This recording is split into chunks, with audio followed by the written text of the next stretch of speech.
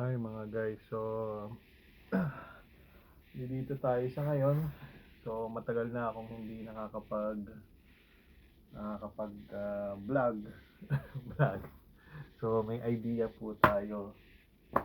Binibigyan ko kayo ng ideas about yung experience ko lang dito sa Poland. So hindi ako exactly na madaming alam on madami pang napuntahan sa Poland, pero at least everyday na, hindi naman everyday kundi if there will be an incident na may matutunan ako, is binibigyan ko ng informations na actually this is raw videos lang na experience ko dito sa Poland. So right now meron akong isang trabaho. When I came here sa Poland is binigyan ako ng trabaho kasi galing sa agency. Then ang ibabahagi ko sa inyo is yung pagtatrabaho, yung experience ko. Yung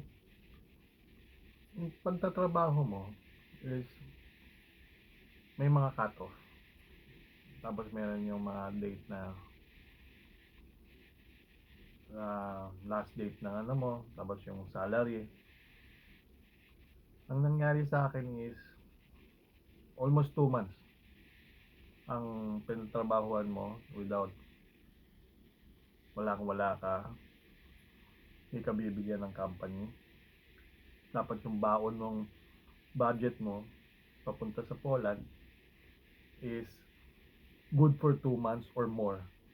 Ang palitan ngayon is $100, is kung sa labas kayo is around 380 something PLN.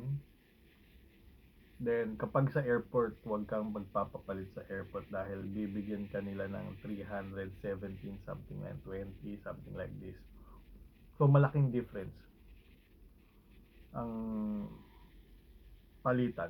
So it's better na sa labas ka, pero mahihirapan ka din sa mga western kasi bihira mo makita kung hindi ka familiar ng Poland talaga, something, mahihirapan ka na makahanap ng parang western.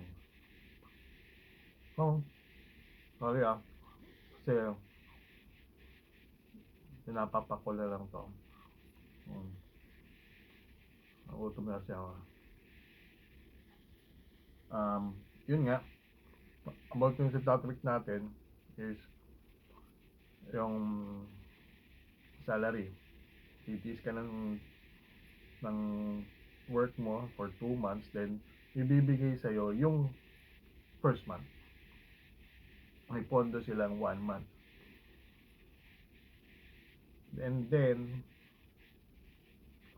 well, it's parang mabuti kasi yung in case na huminto ka sa trabaho mo, iteteng ka sa bahay, meron ka makukuha at least 1 month na pag nating ka made sa ano niya, sa sahuran ulit, na kung wala ka pang trabaho, meron ka mapasa sa may mapupunta sa ATM card mo. So ayun, advice ko, once na pumasok ka dito sa Poland, tapos binigyan ka ng trabaho, trabahuin mo. Yun ang babudgetin mo. So ang pinakamaliit ang mostly pa expect ang ko is around 20, sabihin 20. Don't be fooled na sa mga agencies that's when 27, pero hindi nila sinasabi binabawasan pa yan. Madami dito yan na hindi nila sinispecific yung mga details na bakit naging ganun na 20. 27 na sabi nila pero nagiging 20. So hindi ko naman sila lahat, pero by experience, yung natatanong ko, yun ang nagiging ano nila, nakukuha nila. So work it hard na for 2 months na wala kang sasahod, tapos 1 month lang makukuha mo sahod kasi yung pondo mo yung ano. And around, kasi sa amin mababa na eh. So it's around 3,000 something kung walang mga overtimes, ganyan. 3,700, 800, around 200 hours. So medyo mababa na rin yun, 10 hours. So isipin mo 3,700, 800, 900, let's say 4,000. Babawas pa yung 450, mostly 450. Depende rin sa accommodation ng mga kumpanya rin.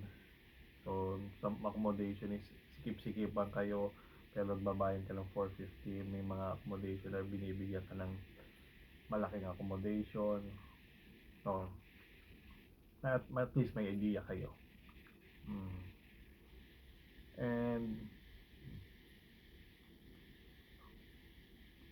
by experience rin, maybe $100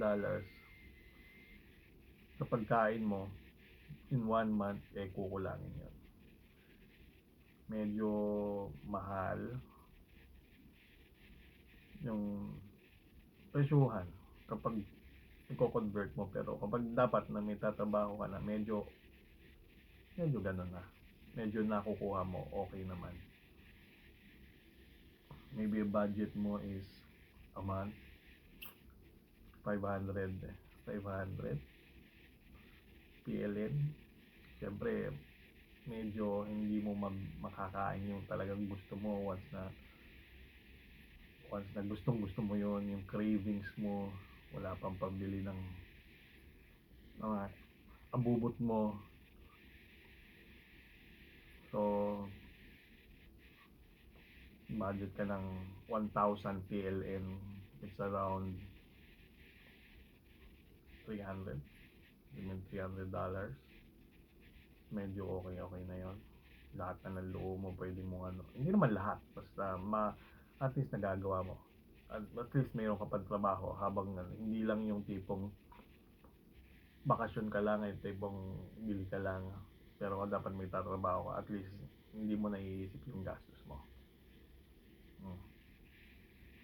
So yun ting may tuturo ko sa akin. Maybe sa susunod, ano pa mga malalaman nyo na pwede kong maitulong sa inyo. So anyway, about yung sa salaries, at least may idea kayo. Pag pupunta kayo ng Poland, expect kayo may budget kayo around $300. Magsisikap kayo ng mga around, sikip na yun 2 months, pero kulang $300 in 2 months. So talagang tight ka sa budget mo na nun. Okay? So ayun, experience sa Poland. So thank you very much na may matutunan kayo sa mga videos ko, at least mga taong pupunta na po. Salamat.